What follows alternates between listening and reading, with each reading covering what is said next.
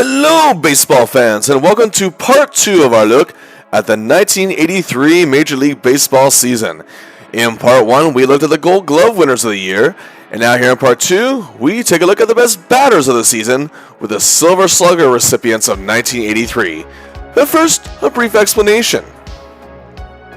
Sliver Slugger is contributed by Louisville Slugger, of course, the infamous baseball bat manufacturer. However, unlike Gold Gloves, the awards have only been around since 1980.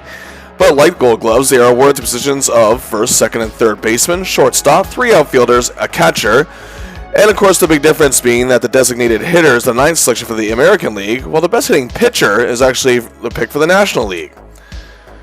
So, now we will begin with the American League and see who are the hitters of the year. Here we go, starting at first base. And we start where we started, the Gold Gloves, with the World Series champion Baltimore Orioles and first baseman Eddie Murray. Steady Eddie was one of the best switch hitters of his era, and arguably of all time. Be it a simple base hit or the power he displayed for the long ball, he's one of the greatest clutch hitters of his time, delivering in key pivotal moments of a given game and with the game itself on the line. It was a grand year for Eddie, as he did obtain his first World Series ring and was an All-Star for a 4th time, and was runner-up for American League MVP. And a monster in many categories. His 115 runs scored was second best in the American League. His 33 homers were ranked 4th. 178 hits were 9th best. 111 RBIs were 5th. His massive .538 slugging percentage was 3rd. His 5.8 offensive wins above replacement was ranked 7th.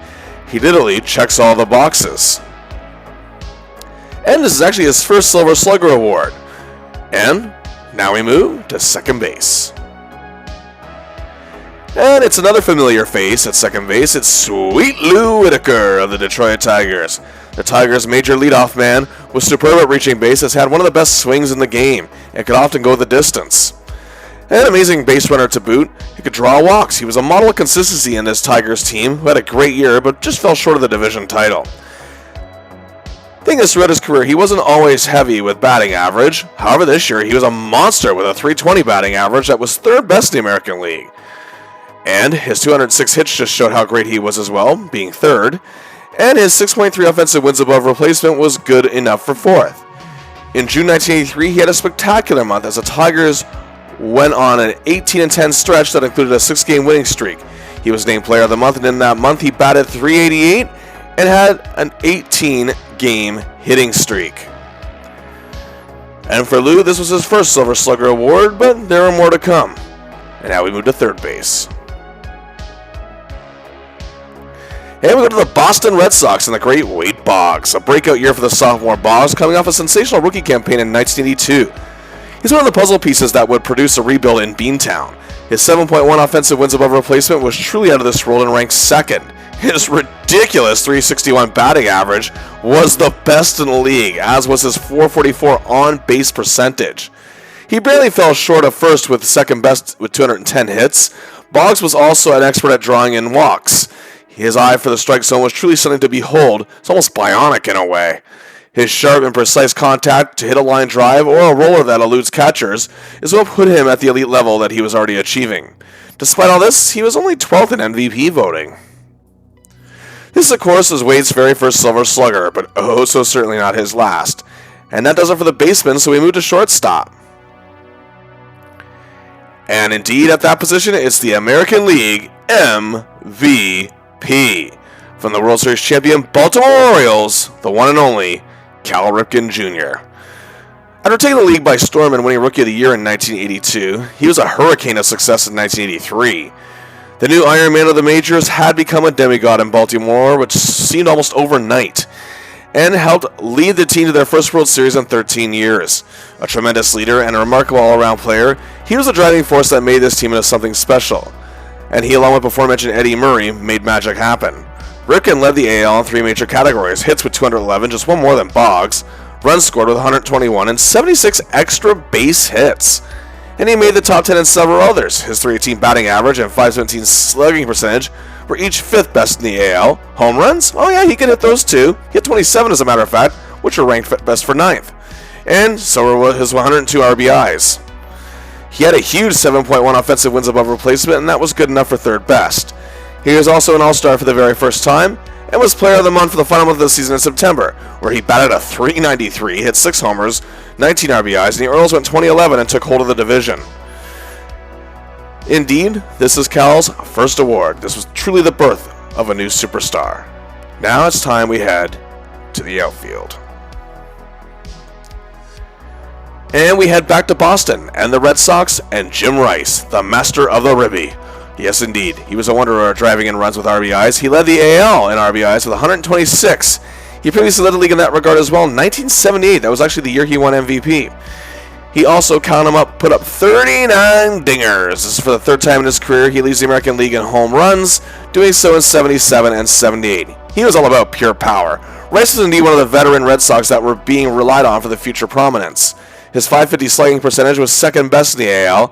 He was fifth in hits with 191, and in the sixth time he's reached the top 10 in that category.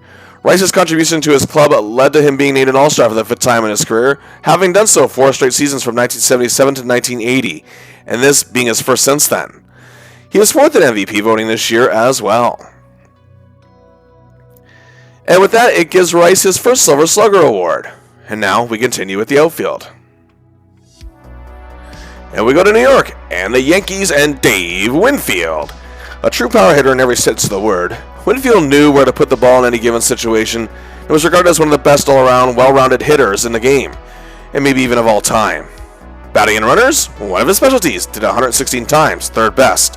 Home runs? No, he had plenty, 32, and that was fifth best. Slugging percentage? Oh yeah, he was quite keen on that too, 513, was also fifth best in that category.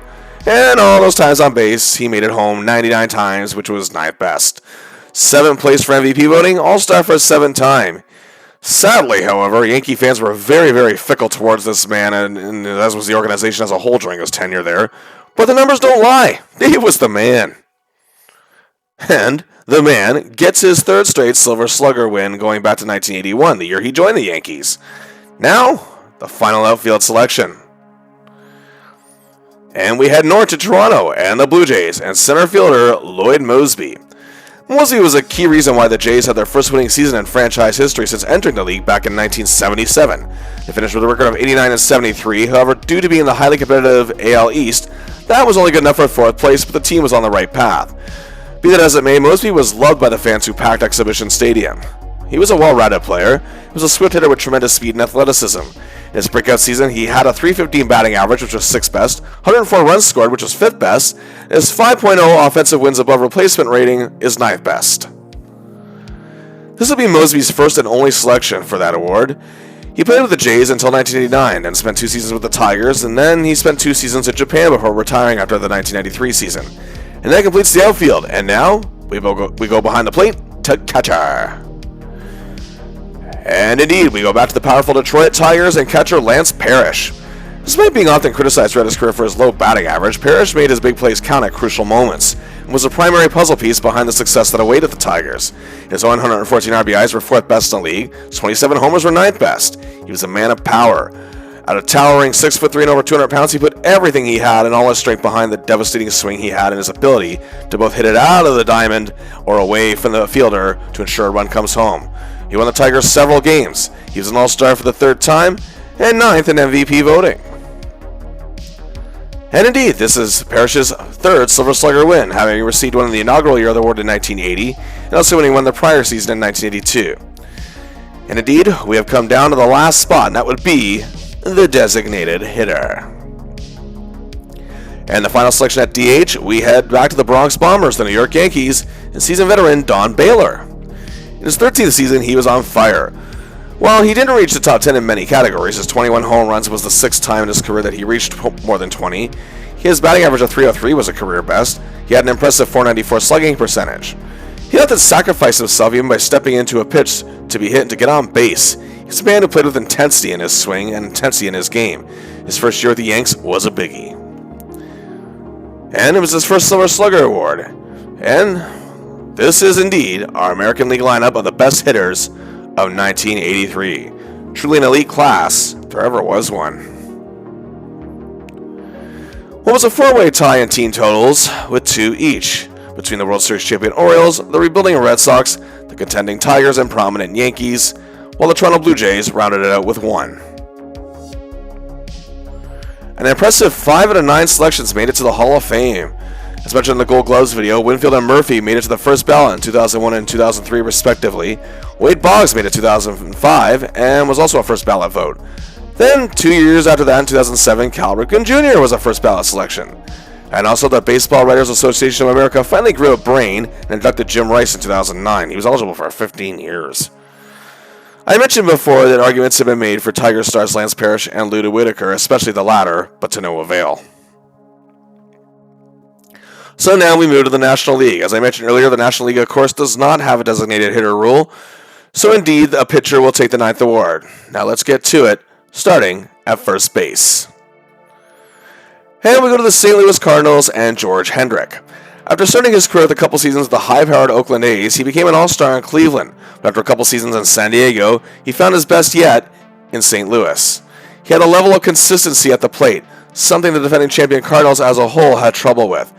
But Hendrick was the guy, batting .318, not only a career best, but 4th best in the National League. His .493 slugging percentage was 6th best, as were his 97 RBIs. He was a power man through and through, and with some crazy line drives that could score runners home easily. This year, he came in 11th for MVP voting and was an all-star for the 4th and final time. For Hendrick, it was his 2nd Silver Slugger honor, having won in the inaugural year of the award in 1980. It was also his last, as he would leave the Cardinals after the 1984 season, had a brief stint with the Pirates. He spent the remainder of his career as a member of the California Angels and retired after the 1988 season. Now, let's move to second base. And we head to Pittsburgh and the Pirates and Johnny Ray. Okay. His 38 doubles were actually best in the National League and had a very good 163 hits with a good 283 batting average. And yeah, he was great at making contact and putting it in play, and that was his specialty. He also scored 68 runs for the club as well. Now here's the thing, it wasn't a strong year offensively for second baseman in the National League as a whole, as even Ryne Sandberg of the Cubs, Ryan, not Ryan, would really break out big as an offensive threat until 1984. But some felt it should have gone to Steve Sax of the Dodgers, but be that as it may, Ray still had an excellent year in helping making the Pirates contenders once again. It was his first and only Silver Slugger award as he stayed with the Pirates until 1987, and then was dumped to the California Angels where he stayed until after the 1990 season, and then headed to Japan where he played 2 seasons, retiring after 1992. Now to third base. And we go to the amazing Mike Schmidt of the National League champion Philadelphia Phillies. One of the best power hitters of his generation and perhaps of all time. He was the face of the Phillies, and many will declare he's the greatest to ever wear that uniform. His 6.3 offensive wins above replacement was 3rd best in the National League, and his slugging percentage of .524 was 4th best, as he actually led the league in that category the previous 3 seasons in a row. But one of the things that made Schmidt great was his discipline at the plate. He could also draw walks in a given situation, and his on-base percentage was the best in the National League for the 3rd straight season, in big part because of his abilities to draw pitchers off their game.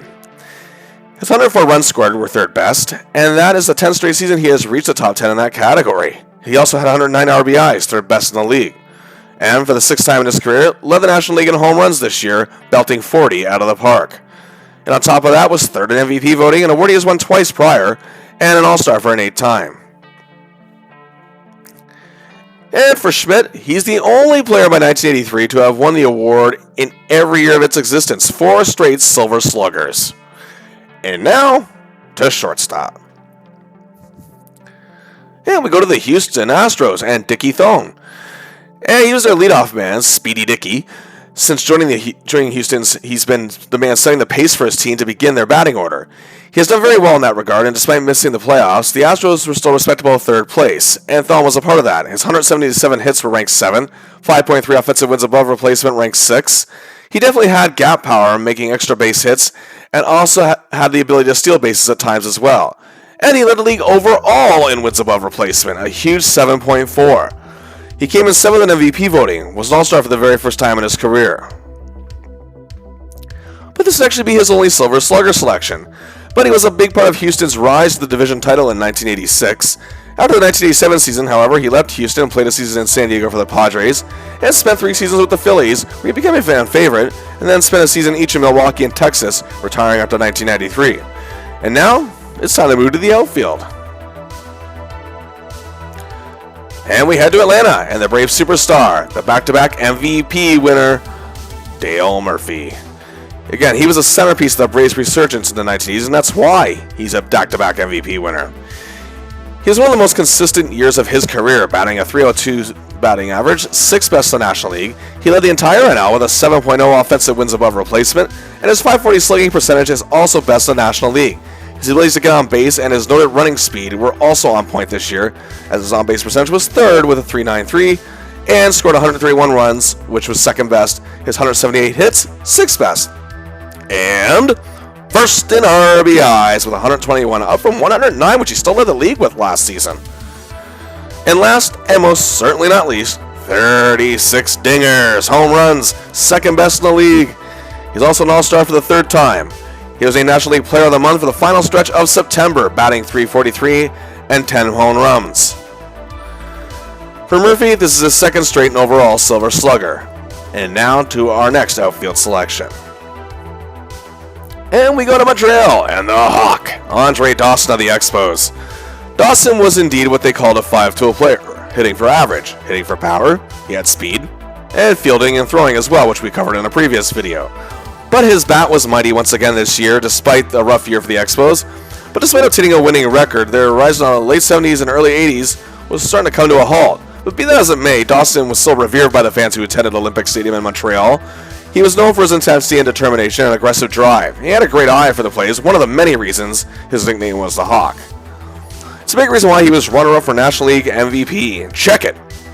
.299 batting average, 10th best. 104 runs scored, 3rd best. His 5.8 offensive wins above replacement, 5th best. But 2nd in 3 categories. 113 RBIs, 32 home runs, and his incredible .539 slugging percentage. He was as complete as they came on the diamond in this era, and he led the league with hits with 189. He was an All-Star for the 3rd time, was named National League Player of the Month in June, as the Expos went 16-11 that month, pretty much their best month of the season, as Dawson hit a .304 with 9 homers, 27 RBIs, and a massive .634 slugging percentage. This is Dawson's 3rd Silver Slugger, as he won the award back-to-back in 80 and 81 as well. Now we move to our final outfield selection. And back to Houston and the Astros and Jose Cruz. 36 years old in his 13th season, he was in the midst of his best years. He started his career at the Cardinals, but came to Houston in 1975, and became one of the most iconic and revered players in the team's history. He was a tried-and-true contact hitter, always trying to get on base. More often than not, it worked. His .318 batting average showed his consistency, and was 3rd best in the National League as well. And also, his .385 on-base percentage was 6th. Also, he could get his teammates home often, as his 92 RBIs were 7th best, as his .463 slugging percentage was 10th. But he is tied with Dawson for the lead league in hits, 189. And Cruz gets his first Silver Slugger as a result.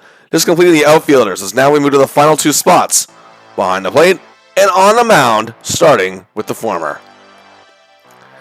And at catcher, we have Terry Kennedy of the San Diego Padres.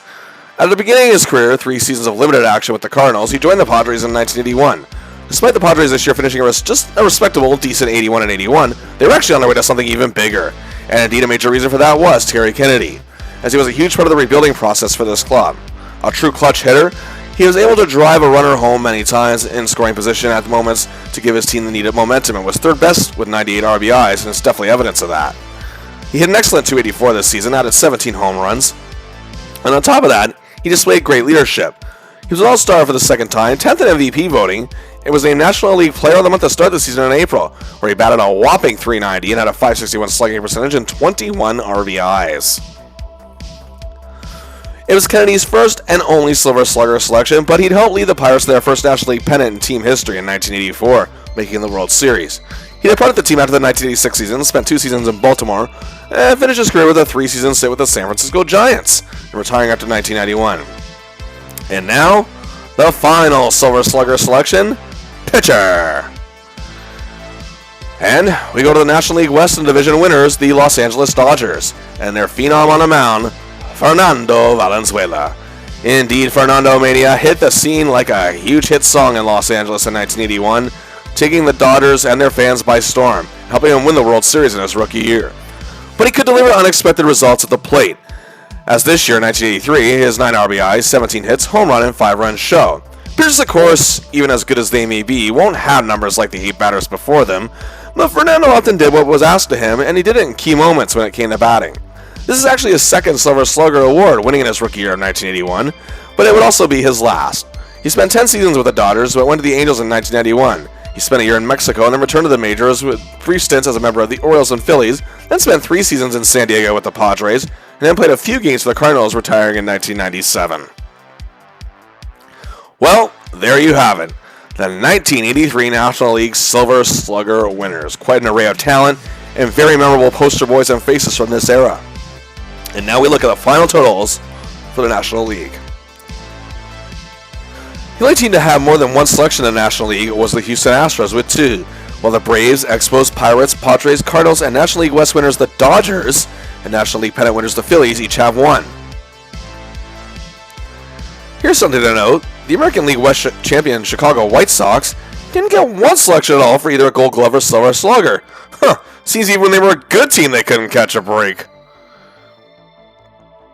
As for the Hall of Fame, just 2 for the National League, bringing the grand total to 7 for this year's Silver Slugger winners from both leagues. Just Mike Schmidt of the Phillies in his first ballot in 1995, and Andre Dawson in his 9th chance in 2010.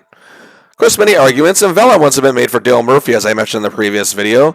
Fernando Valenzuela, many feel, should be in just for opening the door for a lot of talent out of Mexico to come in, and excelling at his pitching and being a dominant in his era. He was a 6-time All-Star 6 straight times. He won the Cy Young once, but after a shoulder injury in 1988, he was never the same. Many feel had he continued the course he was on, he would have been in long ago.